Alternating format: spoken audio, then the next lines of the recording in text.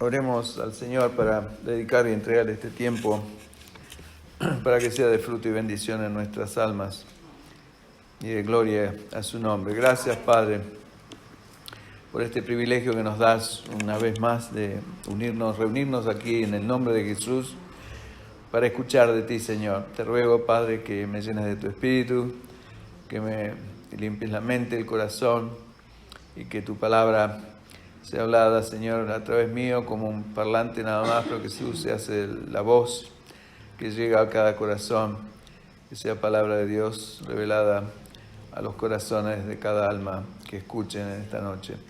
Gracias, Padre, nos abrimos a ti, llénanos de tu gracia y que tu Espíritu sea derramado poderosamente en este lugar para que convenza a aquellos que todavía no han entendido tu gracia y tu tremenda disposición a perdonar, que puedan caer a tus pies y rendirse humillados delante de tu presencia para recibir lo que solo tú puedes dar, Señor, una absoluta, completa limpieza de todas nuestras faltas y pecados. Gracias te damos por eso.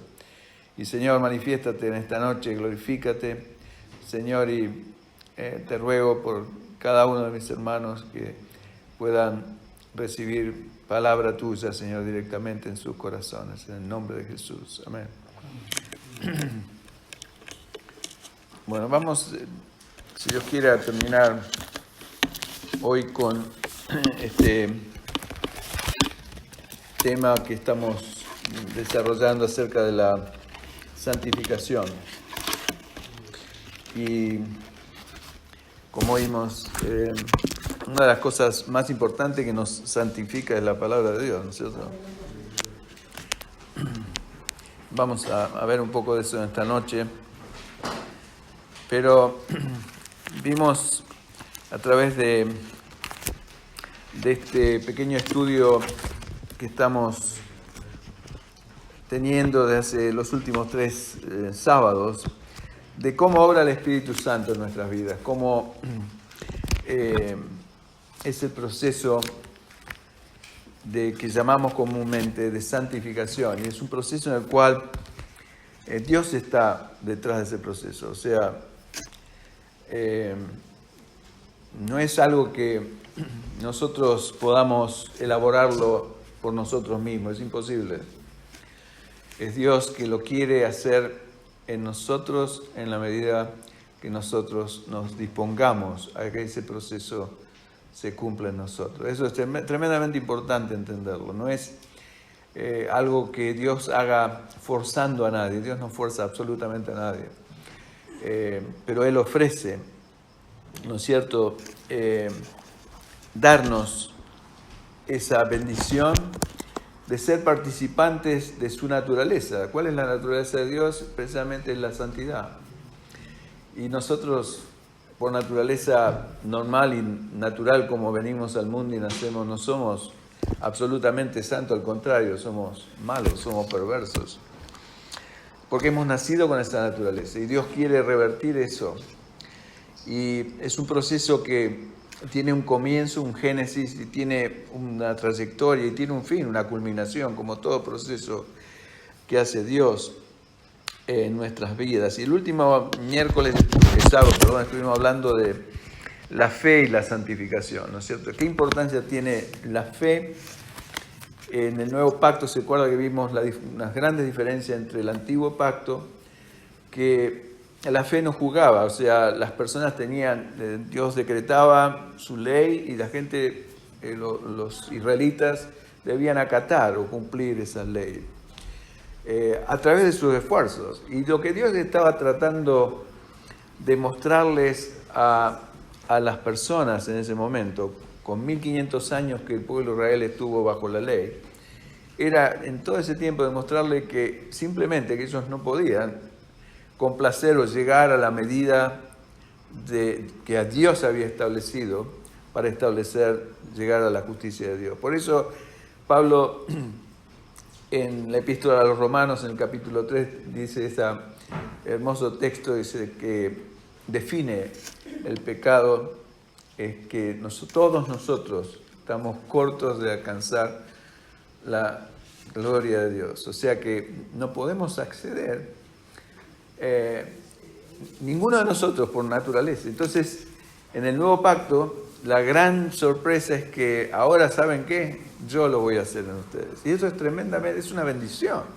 Yo creo que el pueblo de Dios no es consciente de la tremenda bendición que Dios nos quiere derramar en cada uno de nosotros. Y nos asustamos, nos asusta muchas veces. A mí, lo digo porque a mí mismo me asustaba antes el concepto de que Dios me quiere santificar por completo, como dice en 2 Tesalonicenses capítulo 5, verso 23, ese texto que dice bien claro Pablo a la iglesia en Tesalónica, que fue como una oración, que todo vuestro ser, espiritual y cuerpo sea guardado, sea santificado por completo y sea guardado irreprensible para la venida de nuestro Señor Jesucristo. Y este es el propósito de Dios, no es solamente llevarnos, como alguien dijo esta noche también, llevarnos al cielo o librarnos del infierno, sino que podamos, aún en esta vida,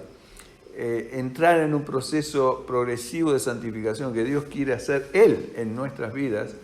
Y como digo, en la medida que mi fe me lleve a aceptar la obra de Dios y creer lo que dice en su palabra. Por ejemplo, lo que citó la hermana María Isabel en ese hermoso texto, ¿no es cierto?, donde el Señor nos dice con toda claridad de que nos dará un corazón nuevo, ¿no es cierto?, y quitará el corazón de piedra en Ezequiel y que pondrá un corazón de carne dentro de nosotros.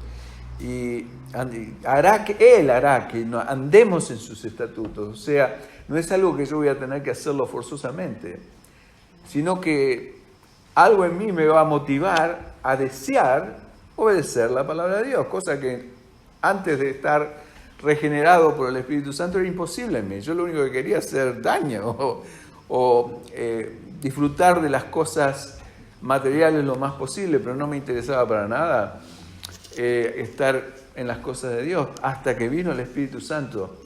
Y el Espíritu Santo es fundamental, hermanos. Amén. Y ese fue el secreto de la primera iglesia. Y hoy en día la iglesia quiere reemplazar el Espíritu Santo con otras cosas como música y con psicología y con cosas que no tienen nada que ver. Y cuando hablan del Espíritu Santo hablan de cosas raras o casi esotéricas, podríamos decir, que no tiene nada que ver con lo que Dios quiere hacer.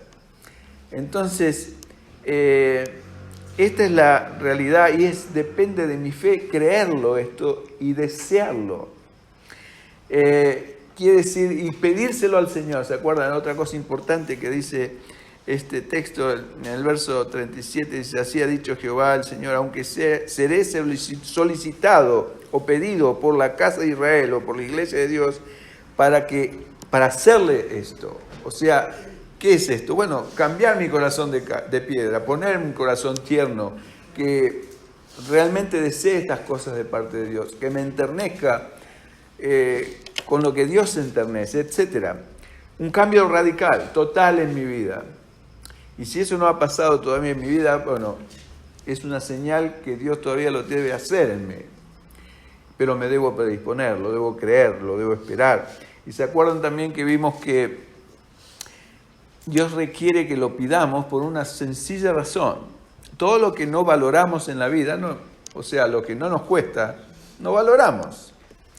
O sea, si alguien me regala algo, digamos, sin esfuerzo, sin ningún tipo de costo, lo más probable es que lo ponga en un estante, en un cajón y me olvide de ello. Pero alguien que va a comprar, por ejemplo, un anillo de diamante y que le costó mucho dinero, difícilmente lo va a encontrar botado o arrumbado en un lugar. Va a tener un lugar de privilegio, ¿no es cierto?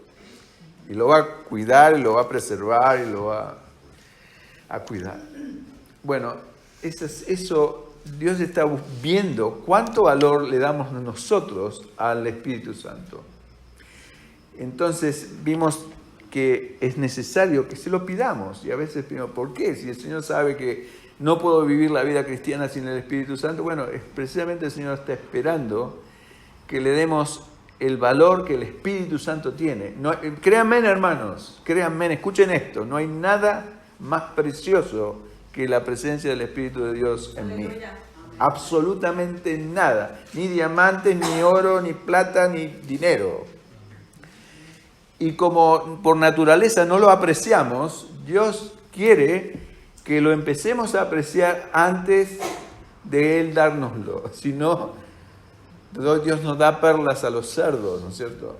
Y no nos va a dar el Espíritu, como dice ese texto en 2 Corintios 4:7, que Él puso un tesoro en un vaso de barro, que somos nosotros, como haber puesto un anillo de diamantes en un vaso de barro, ordinario, que está usado para fines viles, como era yo antes, pero ahora Dios me quiere limpiar, me quiere santificar precisamente para fines de honra, para la gloria de Dios. Entonces, ¿se imaginan? O sea, Dios pone ese tesoro en mí, no para que yo me lo quede y haga ostentación, sino para que, como vamos a ver hoy, el propósito de Dios es que lo que Él me da a mí sea de bendición, algo que salta, que excede mi interior y que salpique y bendiga a lo que está alrededor mío. Ese es el propósito de Dios. Y hoy vamos a ver un poco ese proceso en el cual hemos visto ya en algunas ocasiones un pequeño estudio sobre las manifestaciones y la simbología que el Señor Jesús utiliza cuando habla del Espíritu Santo. Y fundamentalmente, no sé si se acuerdan, pero vimos que el Señor usó el símbolo del agua como uno de los símbolos del Espíritu Santo. ¿Se acuerdan de eso? Hicimos un estudio, el agua primero, también el fuego y también el aceite. Esos tres elementos que en la palabra de Dios son, digamos, una semblanza, una simbología de lo que es el Espíritu Santo en nuestras vidas. Pero lo que más utilizó Jesús fue el agua como fuente de vida, porque eso es lo que hace el Espíritu Santo en nuestras vidas. No es religión, no es legalismo, es la vida de Cristo en mí. Es totalmente distinto. Y es esa vida, como dice este texto, que me ayuda, que me cambia el corazón, que me pone un corazón nuevo, etcétera, que hace todas esas cosas, las hace Dios, pero en la medida que yo lo desee y se lo pida, Señor, hazlo en mí. No quiero ser un espectador de lo que dice el hermano Daniel. Yo quiero experimentar eso. No quiero ser una rata de laboratorio. Quiero ser el científico que pone a prueba esto que un tonto ahí dice que es verdad. Haga la prueba. Abra su corazón y digo, Señor, si tú eres capaz de hacer esto, yo lo quiero recibir. Eso es fe, ¿no es cierto? Pero aun cuando entramos en ese camino de la fe, para recibir lo que Dios tiene para darnos, porque Él lo tiene. Y como siempre decimos, no es algo, y en ese pasaje de Lucas, ¿no es cierto? Lucas capítulo 11, donde el Señor habla del Padre Nuestro y después hace esa referencia de decir, yo os digo, pedid y se os dará, buscad y hallaréis, llamad y se os abrirá. Pues si vosotros siendo malos sabéis dar buenas dádivas o buenas cosas a vuestros hijos, ¿cuánto más? Vuestro Padre Celestial, que es mucho mejor, que el mejor de los padres, dará el Espíritu Santo a los que le pidan. ¿Se dan cuenta? Es bien claro. O sea, en otras palabras, a los que lo valoran y lo quieren con un propósito de gloria no personal, sino la gloria de Dios. Eso es tremendamente importante. Mucha gente persigue el Espíritu Santo para su propia gloria, y eso Dios corta la mano de Dios. Dios no da nada para la gloria personal de nadie, se lo aclaro. Pero si usted busca el Espíritu Santo para bendecir a los demás, a los que están al lado suyo, aquellos que necesitan, como ese ejemplo que da el Señor, de que va a buscar pan para el amigo, no para él, a medianoche golpea la puerta de su vecino para pedirle, y él hace. Por eso dice, pedid y se os dará, buscad y hallaréis, llamad y se os abrirá. Es en relación a esa parábola que ilustra él, diciendo con la intensidad que tenemos que buscarlo. Y en otras palabras, en otras partes, y ese es el centro de este mensaje, Cuando el Señor dice, el que tenga sed, venga a mí y beba. ¿Se da cuenta? Es alguien que tiene un deseo tremendo de ser saciado de esa necesidad. No decir, bueno, Señor, cuando quieras me das el Espíritu Santo. Y bueno, y a lo mejor me lo da, y a lo mejor no. Bueno, jamás le va a dar el Señor el Espíritu Santo. Entonces el Señor habla, si se acuerdan, de 3 niveles distintos en nuestra vida de relación con el Espíritu Santo, y aún relacionado con el tema del agua. La primera instancia es lo que el Señor Jesús llama y le dice, ¿se acuerdan del relato famoso de Juan capítulo 3? Cuando el Señor tiene ese encuentro con ese hombre religioso que se llamaba Nicodemo. Todos conocemos la historia, pienso yo. Nicodemo no era un incrédulo, era un hombre que creía fervientemente en Dios, había dedicado su vida a estudiar la palabra de Dios y fue a Jesús de noche porque él sabía que había algo en él que le faltaba y que ese hombre tenía. Entonces fue a escondidas de noche y vamos a abrir Juan capítulo 3, nuestras Biblias, y vamos a leer algunos cuantos pasajes en Juan, todos relacionados con lo mismo, el agua y el espíritu. Y en Juan 3, verso 5, le dice, bueno, vamos a empezar con el verso 3. Respondió Jesús y le dijo, de cierto te digo que el que no naciere de nuevo no puede ver el reino de Dios. Y Nicodemo no entendió nada, ni pepa. Porque era como hablarnos a nosotros de, qué sé yo, de los meteoritos, el musgo que crece en los meteoritos cerca de Marte, qué sé yo. Pero después dice, cuando le expresa su desconcierto a Nicodemo, Jesús le responde en el verso 5 y dice, de cierto te digo, cuando el Señor dice de cierto, es algo absolutamente cierto, que no naciere de agua y del Espíritu, no puede entrar en el reino de Dios. Es imposible. O sea, no va a encontrar una puerta alternativa. Necesitamos ser nacidos de agua, dice el Señor, y del Espíritu, y luego, ese es nuestro nacimiento espiritual. Es más, que el mismo Juan, en el capítulo 1, habla inclusive, o se refiere a este nivel primero, como haber sido engendrados. No sé si se acuerdan, en el capítulo 1 de Juan,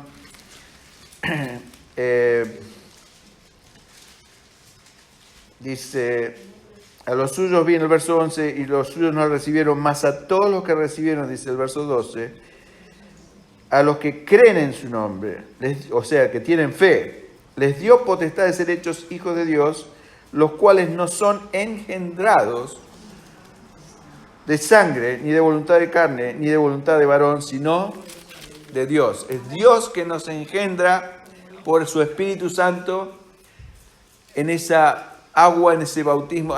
¿Saben qué me hace acordar? Es como para que nazcamos de vuelta, ¿no es cierto? Y esto es como, ¿se acuerdan que saben todos que cuando nace un bebé, sale todo lleno de sangre de la mamá, porque estuvo viviendo en una bolsa amniótica por 9 meses y sale así todo suyo. Y lo primero que hace, aparte de cortarle el ombligo, ya vimos eso, y eso es una representación del corte con la vieja vida, es un nuevo nacimiento. Nació de nuevo, o sea, pero por supuesto hay una relación del nacimiento de nuevo con el primer nacimiento, el nacimiento físico, en la carne, cuando todos venimos del mundo. ¿Qué es lo primero que nos hacen? Nos dan lo que se llama en mi país la bañadita, o sea, nos bañan. O sea que para sacarnos toda esa sangre, y por eso el Señor habla de que el nacimiento es en agua y sangre. O sea, ¿se acuerdan? En 1 Juan inclusive hay otro, en capítulo 5, dice que son 3 los que dan testimonios en la tierra. El espíritu, el agua y la sangre. Y los 3 concuerdan. Así como 3 dan testimonio en el cielo, que son el Padre, el Hijo y el Espíritu Santo. Y siempre Dios tiene un triuno testimonio de que lo que Él dice es fiel y es verdadero. Entonces, nacemos al Espíritu, como dice este pasaje, y es necesario hacerlo, pero después es necesario que constantemente el Señor nos deja a foja cero ahí. O sea, es como que nos ve en la justicia de Cristo, somos justificados por la fe, quedamos así como hundió al ejército egipcio de un toque, lo sumergió bajo el Mar Rojo y quedó ahí sepultado, así quedaron mis pecados de mi vieja vida sepultados. Yo no lo tuve que hacer un inventario de mis pecados. En ese momento de mi nacimiento espiritual, el Señor los borra. Pero ¿qué pasa después?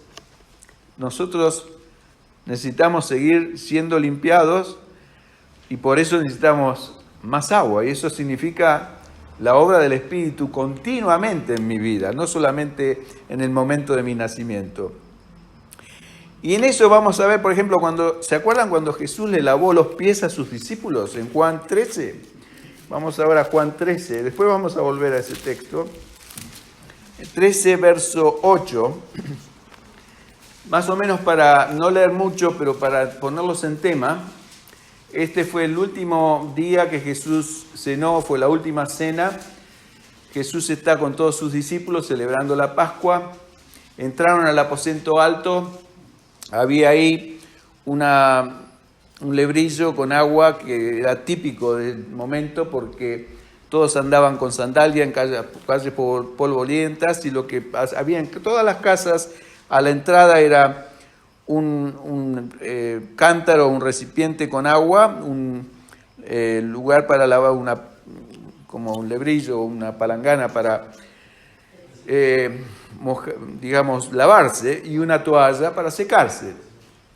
Todos entraron, se sentaron en sus lugares y el Señor tomó el agua y la toalla y empezó a lavarle los pies a sus discípulos. Y el Señor le lavó los pies a Judas, no sé si sabían, ¿no? Al mismo Judas le lavó los pies. Y en el verso 8, en la segunda parte del verso 8 del capítulo 13, Pedro, por supuesto, cuando llegó a él, le dijo, no me lavarás los pies jamás. Y mire lo que le dice Jesús. Jesús le respondió, si no te lavare, no tendrás parte conmigo. Y le dijo Simón Pedro en el verso 9, no solo mis pies, sino también las manos y la cabeza. Y Jesús le dijo, el que está lavado no necesita sino lavarse los pies, pues está todo limpio. Y vosotros limpios estáis, aunque no todos. ¿De quién hablaba? De Judas.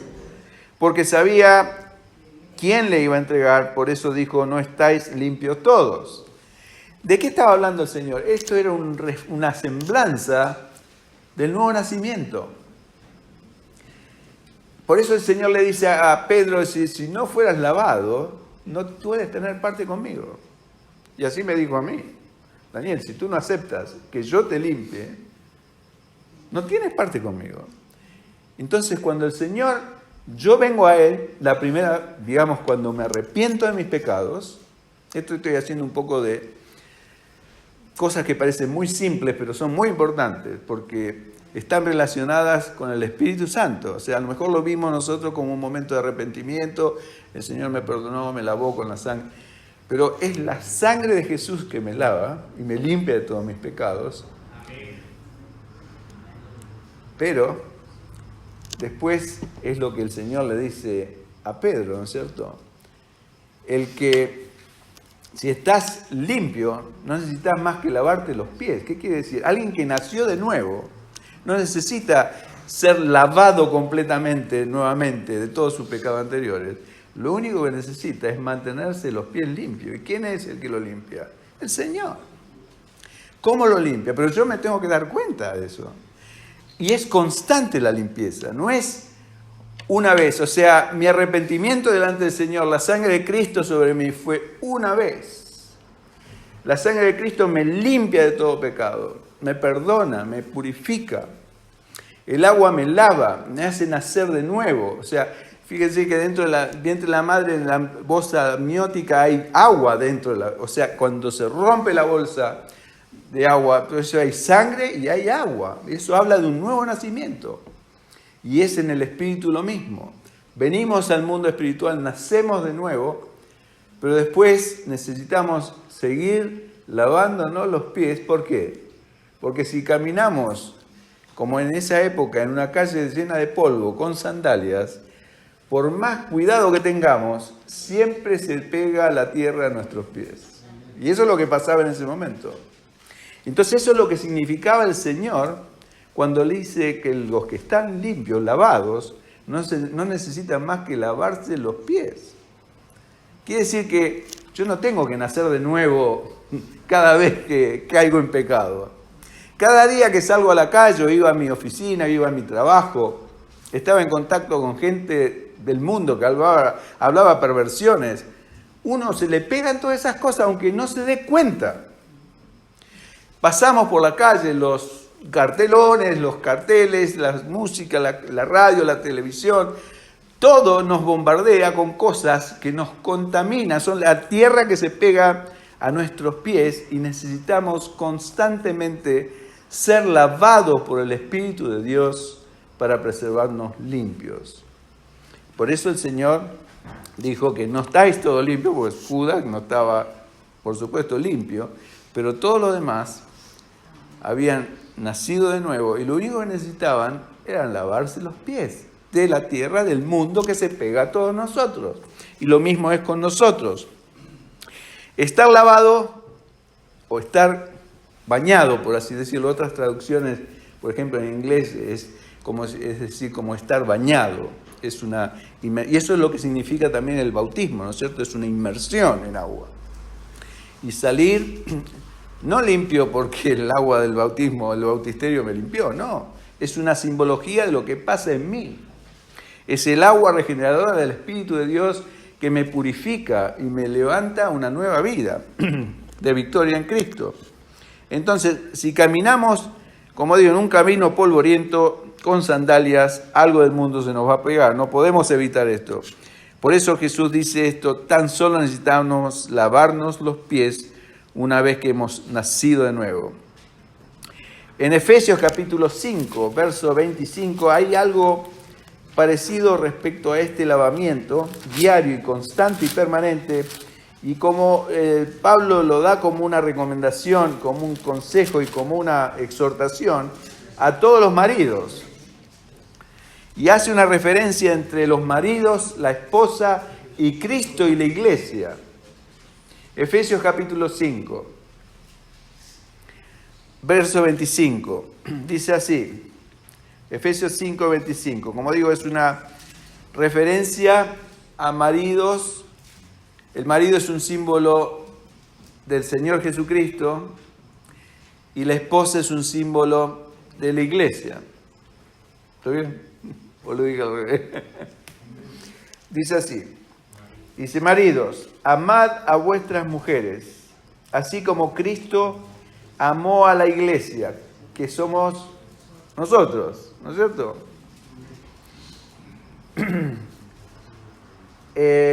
¿Para qué? Dice, y se entregó a sí mismo por ella, por la iglesia. ¿Para qué? Para santificarla, ¿se dan cuenta? O sea que el Señor se entregó no para hacernos más exitosos, más ricos, más saludables, más esbeltos, para santificarnos. Eso es lo que estamos viendo, este es el tema, la santificación progresiva en nuestras vidas. Fe y santificación, el regeneramiento por el agua y el lavado del agua, dice, para santificarla habiéndola purificado a la iglesia en el lavamiento del agua por la palabra. O sea que aquí vamos entendiendo un poco de la idea, ¿no es cierto? A fin de presentársela a sí mismo, o sea, presentársela la iglesia o el marido o la esposa al marido o la iglesia al Señor, una iglesia gloriosa que no tuviese mancha ni arruga ni cosas semejantes, sino que fuese santa y sin mancha. Así también los maridos deben amar a sus mujeres como a sus mismos cuerpos. El que ama a su mujer a sí mismo se ama, porque nadie aborreció jamás su propia carne, sino que la sustenta y la cuida, como también Cristo a la iglesia. Que yo soy el que lavo mi cuerpo, cada día. Gracias a Dios nadie me baña, no estoy en un nursing home todavía. Y yo tengo que, esta es una responsabilidad del marido, de lavar a su esposa, no con agua, sino con la palabra de Dios, para entregársela a sí mismo. ¿Quién es el beneficiario de eso? Yo. Yo lavo a mi esposa con la palabra de Dios, pero no porque yo, bueno, ahora te voy a ministrar palabra, Adriana, y abro la Biblia en el capítulo. No. Es cuando estamos en casa hablando de cosas, y el Espíritu Santo lo guía, y el Señor le va a dar la oportunidad de que usted ministre a su esposa en amor, no como un sacerdote o como un pastor o como un predicador, no, espontáneamente, en amor, lavándola con la palabra, ¿no es cierto? Para que ella pueda ser presentada a mí mismo como una bendición, como alguien, dice, a fin de presentarse, en el verso 27, a sí mismo, una iglesia gloriosa, que no tuviese mancha ni arruga ni cosa semejante, sino que fuese santa y sin mancha. Y esto es una verdad absoluta. Y si usted es un marido y no lo ha hecho, empiece a hacerlo. Diariamente purifica a su esposa con la palabra del Señor. Lávela con ella. Su esposa se lo va a agradecer. Y la cuida, por eso dice, nadie, porque mi esposa es como parte de mí. Es mi media naranja, es la otra mitad mía. Y si yo realmente la amo y me tengo que entregar por ella, eso es amar, no es tener sexo en la cama, es darme completamente por ella. Mi corazón, mi alma, mi espíritu, mi devoción a ella, mi respeto, mi honra. Y mi corazón abierto, lleno de la palabra de Dios, la va a enriquecer, la va a levantar, la va a cubrir. Entonces va a ser algo que en consecuencia me va a bendecir a mí, porque me la voy a presentar a mí mismo como una esposa gloriosa, que no tiene más. Y eso es así lo mismo entre Cristo y la iglesia. Por eso que la palabra de Dios nos lava y nosotros debemos lavarnos entre nosotros, y eso es lo que estoy tratando de hacer, lavarlos a ustedes con la palabra. Porque es esto lo que nos lava, lo dice bien claro, no sé si se dieron cuenta. Por el lavamiento de la por la palabra, dice el verso 26. ¿Entienden? O sea que nuevamente ven que el agua es un símbolo de lo que es la palabra espiritual del Señor que nos lava constantemente. Y esto es algo que el Señor Jesús lo representó como el lavado de los pies de los discípulos. Si estamos limpios, no necesitamos más que lavarnos los pies. Eso es lo que quiso decir el Señor. Y en Tito, capítulo 3, verso 5, habla del nuevo nacimiento de otra forma, y es gloriosa esta forma. En Tito, capítulo 3, verso 5,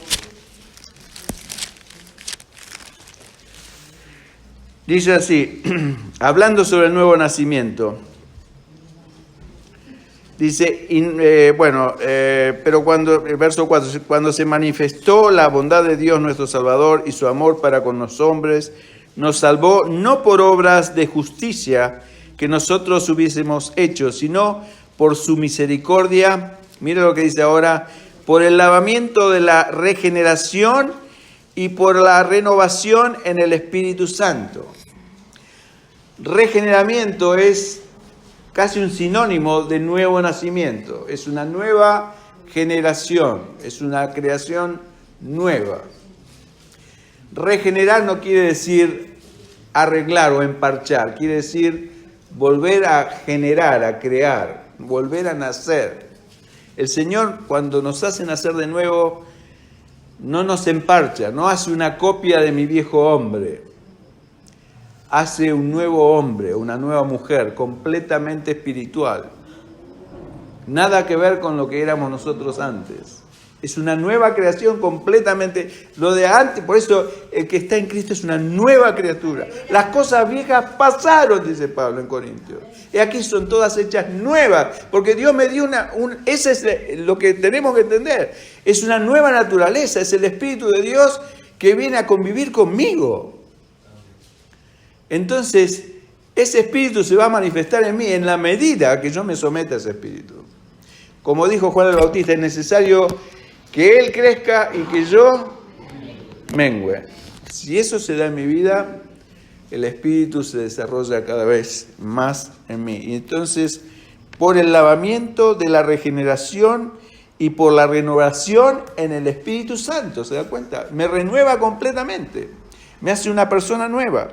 Esto es lo que el Señor le dijo a Nicodemo, volviendo a Nicodemo en el capítulo 3, verso 3, cuando dice: de cierto te digo que el que no naciere de nuevo no puede ver el reino de Dios. Es exactamente la misma expresión, muy parecida.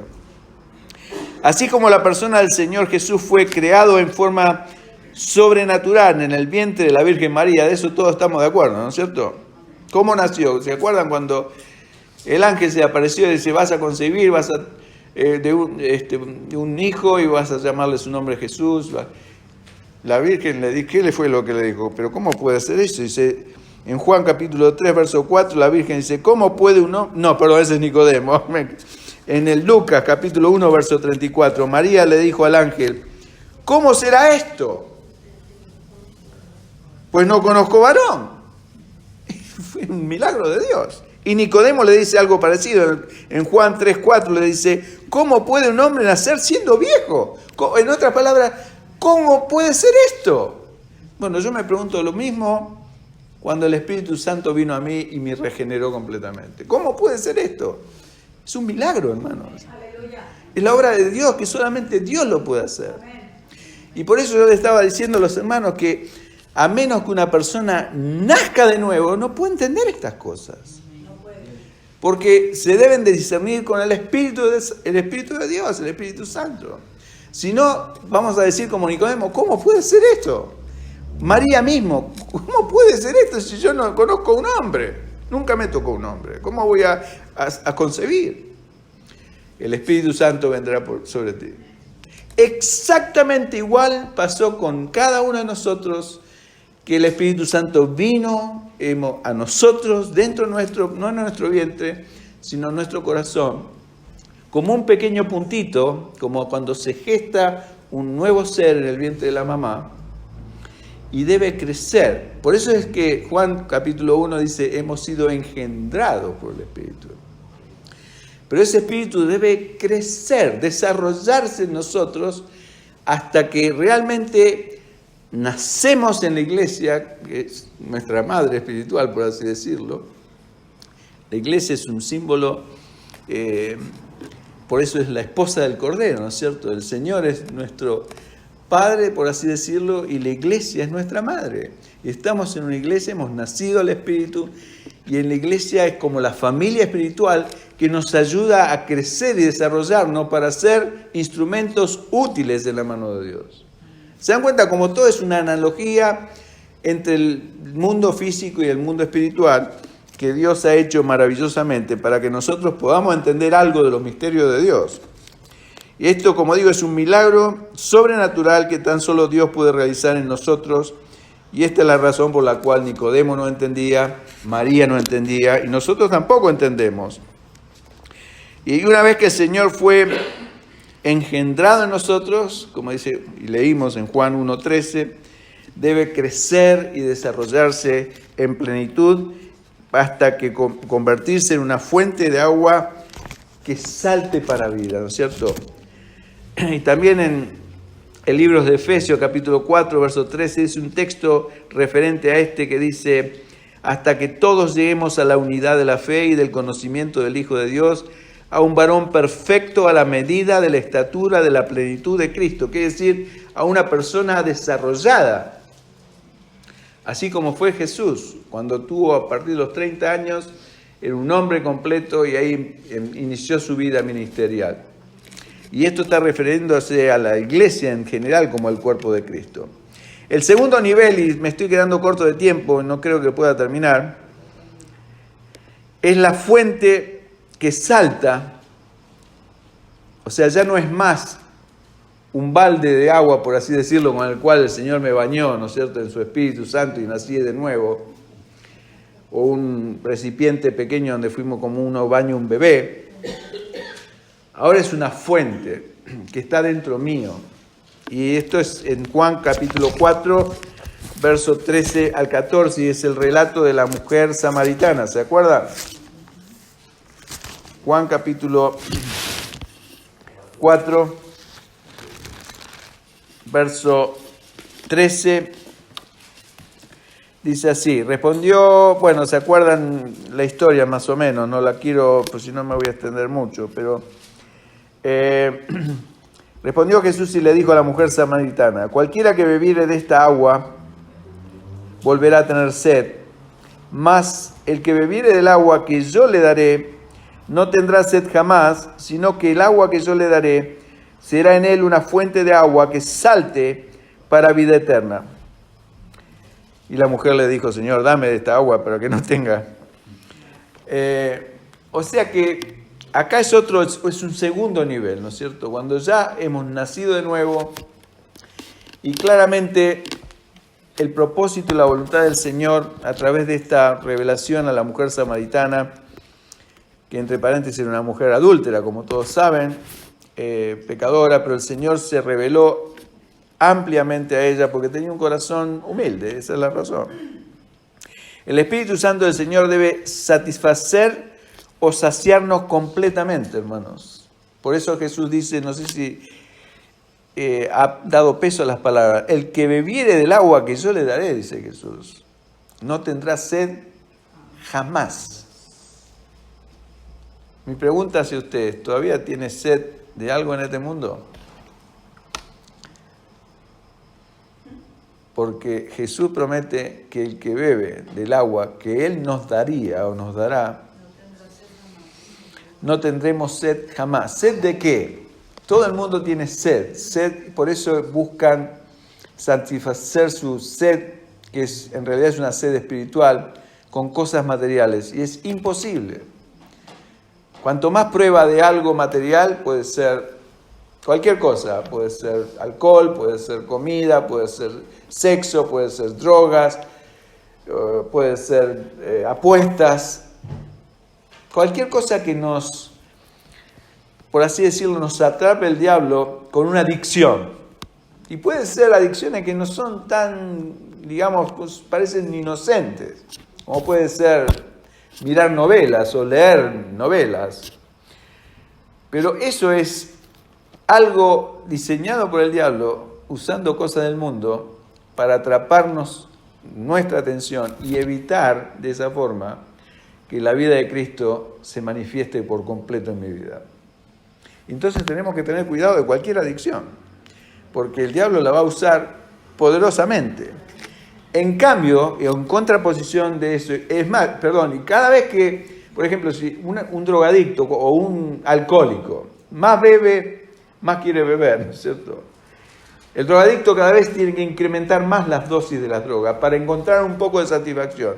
Vimos aquello que vimos ese video de la pornografía, que cada vez tiene que mirar más obscenidad, más perversidad para sentir un poco de satisfacción. Y es creciente, y cada vez es más la sed. Pero cuando el Señor nos da de su agua, nos calma la sed de toda esa mugre. Ya no tengo sed, porque probé del agua de vida que me da el Señor. Por eso, y es cierto lo que dice el Señor a la mujer, cualquiera que bebiere de esta agua volverá a tener sed, el agua de las cosas del mundo. Pero el que bebiere del agua que yo le daré, no tendrá sed jamás, sino que el agua que yo le daré será en él o en ella una fuente de agua que salte para afuera. O sea que todos los demás van a notar que hay algo distinto en esa persona, en ese hombre, en esa mujer, porque es distinto a todos los demás. Salta para afuera. Es un testimonio vivo para nuestro Señor. Así que Él dice que el que bebiere del agua que Él nos dará no tendrá sed jamás. Pero las adicciones de la vida, al contrario, cada vez es como beber agua salada, ¿no es cierto? No sé si sabe, pero el agua salada cada vez más toma, y las personas que son náufragos en el mar, en desesperación empiezan a tomar agua salada, y cada vez se ponen más sedientos. Y así son las cosas del mundo. Aún el mayor placer, escuchen esto, aún el mayor placer que podamos experimentar en la vida no es comparable con la satisfacción plena que produce en nuestras vidas la vida de resurrección de Jesucristo. No es comparable. ¿Cuál es el mayor placer? Estamos entre gente grande, pensemos en el placer sexual. Indudablemente Dios lo hizo placentero, el sexo, porque es algo que Dios usa para la procreación y para la satisfacción entre esposos y esposa y esposa. Y es una bendición. Pero aún eso, medido con la satisfacción que el agua del Espíritu de Dios crea en mí, es 1.000.000 de veces superior al sexo. Y si usted no lo sabe es porque todavía no lo probó. Y ese puede ser el problema. Jeremías 2:13 dice: 2 males ha hecho mi pueblo. Me dejaron a mí fuente de agua viva y cavaron para sí cisternas rotas que no retienen el agua. Cisternas encima de agua estancada por mucho tiempo, en vez del agua de viva que corre, cisternas rotas que ni siquiera pueden retener la poca agua que tienen dentro.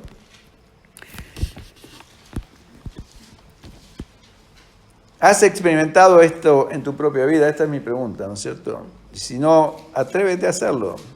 Y el tercer y último nivel es el río de agua viva que nos ofrece el Señor. Y esto está en Juan capítulo 7, versos 37 y 39.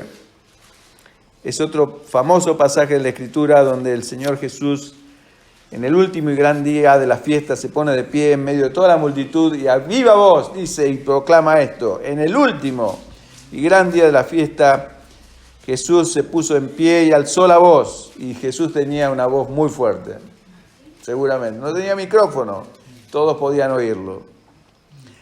¿Qué dijo Jesús? Juan 7:37. Si alguno tiene sed, venga a mí y beba. Qué osado, ¿eh? Parece un hombre lleno de soberbia. Pero tenía razón, sí. Tenía razón. El que tiene sed, no cualquiera. Si usted no tiene sed, no vaya. Pero si usted tiene sed, vaya a Él y beba de Él. El que cree en mí, dice Jesús, como dice la Escritura. ¿De qué Escritura está hablando? Del Antiguo Testamento, por supuesto. Ahora vamos a leer rápidamente el pasaje que el Señor se está refiriendo y va a ver a qué se refería el Señor. Es tremendo. El que cree en mí, como dice la Escritura, de su interior correrán ríos de agua viva. No ya una fuente, sino un río, no un río, sino ríos de agua viva. ¿Se acuerda lo que leímos recién en Jeremías? 2 males ha hecho mi pueblo, lo dejaron a él fuente de agua viva y cavaron cisternas con agua muerta que no retienen el agua. Y eso es la religión. La vida verdadera de plenitud en Cristo es el Espíritu Santo, viviendo en mí a plenitud. Donde no hay barreras, donde yo no pongo obstáculos, donde le doy permiso absoluto al Señor para que sea el Rey de mi vida, para que me llene absolutamente de mis pies a mi cabeza y me inunde con su gracia y su bendición. Ezequiel, capítulo 47, verso 1 al 9, es un texto largo, hermanos, pero vamos a tratar de leer algo porque el resto lo va a leer usted en su casa. Pero esta es la escritura a que el Señor Jesús se refería. ¿Qué quiere decir Jesús cuando dice el que cree en mí? Quiere decir el que realmente cree que yo puedo hacer esto, que yo puedo saciarles la sed. ¿No es cierto? Como dice en esta promesa. Ezequiel 47. las aguas salutíferas. Esta es otra analogía tremenda de lo que iba a pasar en el nuevo pacto, donde estamos ahora. No había pasado en esta época de Ezequiel, ni en la de Zacarías. Zacarías también tiene una profecía hermosa en el capítulo 13 de Zacarías, lo vimos con los hermanos cuando estudiamos el libro de Zacarías, del verso 1, del capítulo 13, donde Zacarías dice: en aquel tiempo habrá un manantial abierto para la casa de David y para los habitantes de Jerusalén, para la purificación del pecado y de la inmundicia. ¿Saben de quién está hablando? Del Señor Jesucristo. Y cuando el Señor dice: el que tiene sed, venga a mí y beba. Entre paréntesis, yo tengo sed, voy a ver. El que cree en mí, como dice la Escritura, desde su interior correrán ríos de agua viva.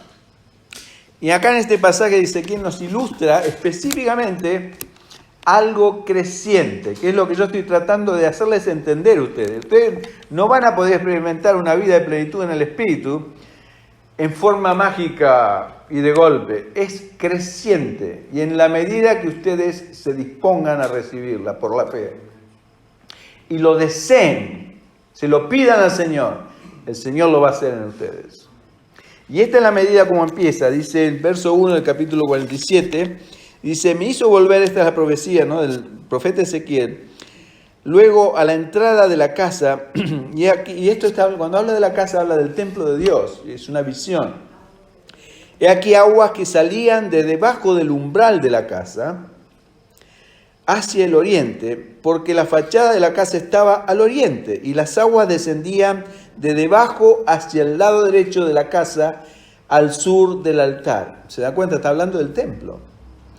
Y nosotros somos el templo del Espíritu Santo, como dice en 1 Corintios. Quiere decir que hay una analogía entre esto, lo que dijo Jesús, y lo que pasa en nosotros con ese Espíritu, como una agua que empieza a surgir desde dentro nuestro, como una fuente primero, como algo pequeño, como un chorrito de agua, ¿no es cierto? No se va a manifestar en forma poderosa de golpe.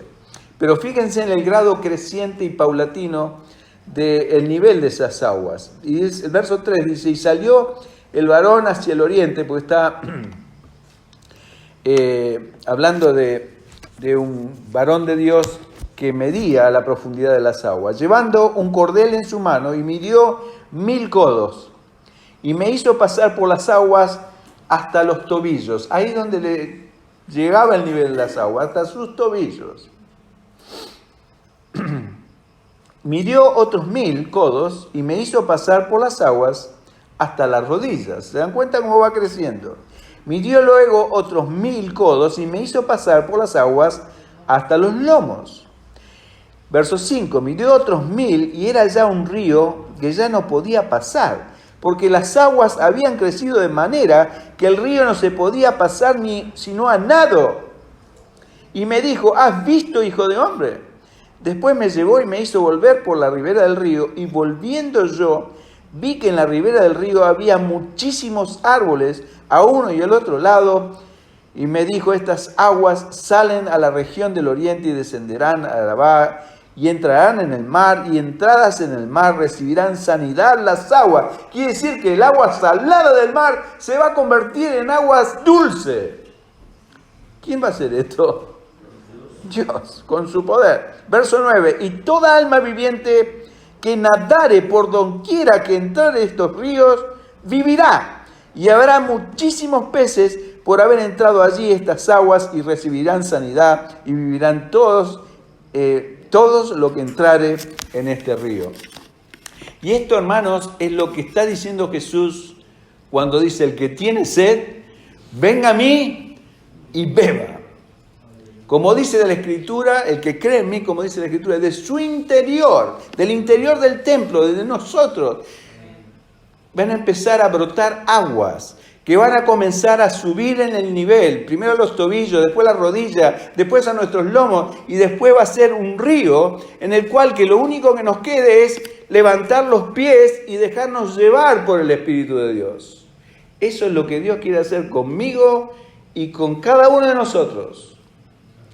El tema es, lo creo yo, lo quiero yo, lo espero yo de mi Señor. Yo les pregunto a ustedes. Yo digo amén a eso. Amén. Vamos a terminar con una oración. Cuando el Señor dice, venid a mí, yo digo, amén, Señor, yo quiero ir a ti. Ahora, qué declaración, ¿eh? Esa gente que recibió esta declaración conocía este pasaje de Ezequiel. Por eso que le entendieron lo que el Señor estaba significando. O sea, entendieron hasta de qué hablaba, pero no podían entender que un hombre ahí paradito diciendo esto era capaz de hacer esta maravilla. Pero nosotros podemos experimentarlo ahora, porque el Espíritu Santo fue dado. Pero esta es la vida en el Espíritu, hermanos. Y esto es lo que Dios quiere hacer en cada uno de nosotros. Padre, te doy gracias, Señor, por tu amplitud, no solo a perdonarnos, sino a limpiarnos y a transformarnos con el poder de tu palabra, el poder el que nos lava tu palabra y tu Espíritu Santo obrando en nosotros, que nos lleva a medida cada vez más creciente en una relación plena contigo, hasta el punto, Señor, donde eres tú el que nos lleva y nos conduce. Y lo único que podemos hacer es levantar nuestros pies y dejarnos llevar por ese río y esa corriente que nos lleva a esos destinos eternos que tú tienes reservados para cada uno de nosotros. Y Señor, y que ese río se convierta en aguas salutíferas, como dice esta palabra hermosa, y que todo lo que está alrededor, a la margen derecha e izquierda de ese río, reciban sanidad y se reverdezca todo lo que está alrededor nuestro, nuestra familia, nuestros hijos, aún nuestros amigos, crédulos, Señor, que sean tocados, salpicados, bañados por esa fuente inagotable que está en nosotros y que quiere saltar como agua viva a toda esa gente que está muerta en delitos y pecados. Oh Señor, que seamos testigos vivientes, cada uno de nosotros, de esa agua preciosa que tú has derramado en nosotros, que simboliza tu Espíritu Santo y que lleve salvación, sanidad, reverdor a todas esas cosas secas que están hoy en día alrededor nuestro.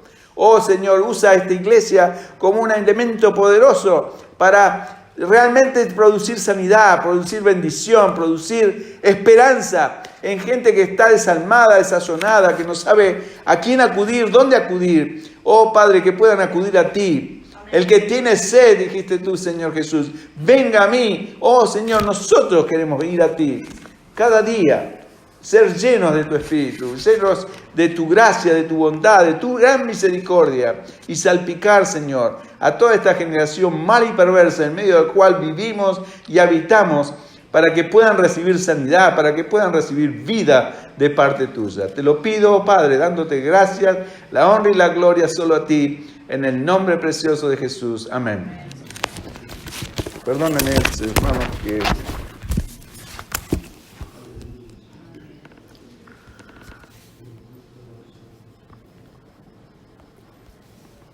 Es bueno el Señor, ¿eh?